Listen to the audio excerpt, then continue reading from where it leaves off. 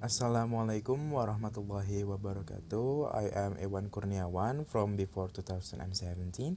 My student's ID number is 1722 or 3 or 4. Today in this video, I would like to give an explanation about previous material to fulfill the midterm test of Business English as the subject. First is management. What is management? Management is the coordination and administration of tasks to achieve a goal. Management can also refer to the seniority structure of staff members within an organization. And then, management concept, the manager set objectives and decide how their organization can achieve them. Managers organize, they analyze and classify the activities of the organization and the relation among them. They divide the work into manageable activities and then into individual jobs, and selecting people to manage those units and perform the jobs. And then managers practice the social skills of motivation and communication. They also have to communicate objectives to the people responsible for attaining them. And then the managers have to measure the performance of their staff to see whether the objectives set for the organization as a whole and for each individual member of it are being achieved. And then the last is managers develop people, both their subordinates and themselves. And then the next material is about work and motivation. In the context of work, an understanding of motivation can be applied to improve employee productivity and satisfaction, to help set individual and organizational goals, to put stress in perspective, and to structure jobs that they offer optimal levels of challenge, control, variety, and collaboration. Motivation in the workplace has been traditionally understood in terms of extrinsic rewards, be in the form of compensation, benefits, perks, award, or career progressions. And also, as a good managers, we should motivate our subordinates and ourselves by giving them solution and also a reward, not only giving them a challenging instruction without any achievement. And also in a company, must be have a structural organization. Most organizations have a pyramidal structure with one person or a group of people at the top and an increasing number of people below them at each successive level.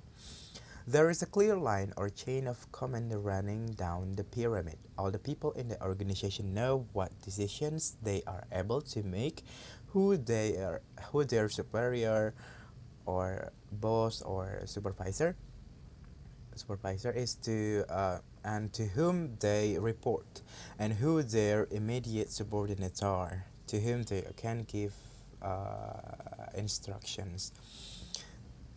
The next chapter is about recruitment.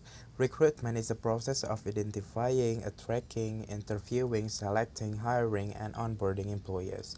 Uh, there are kind of there are kind of recruiting. First is internal recruiting, involves filling vacancies with existing employees from within an organization. It can be done by several methods like closed method and open method. Closed method is by asking the managers to propose employee to be promoted or rotate. An open method is by announces the vacant positions through internal company advertisement. Therefore, external recruiting is a company recruitments that come from the outside of the company environment.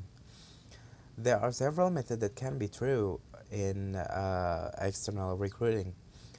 First, by the advertisement, then employer referral, employment and recruitment agencies, educational institutions, and government job center. The next chapter we have production. Production is the processes and methods used to transform tangible inputs and intangible inputs into goods or services. Resources are used in this process to create an output that is suitable for use or has exchange value. And then the factors of production.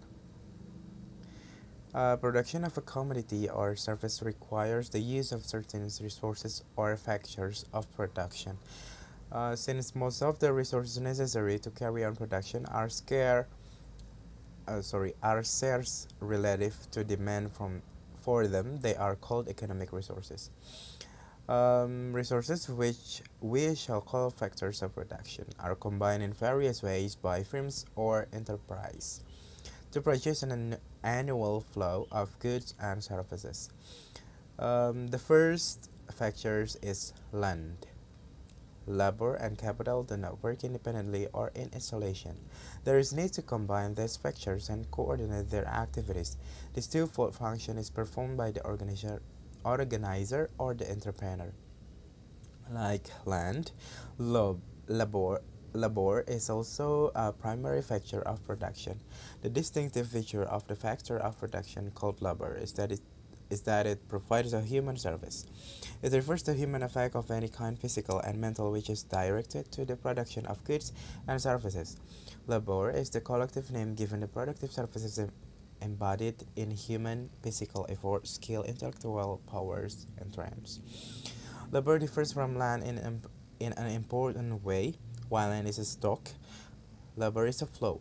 The term labor is used to refer to the flow of labor service per unit of time, so labor is perishable.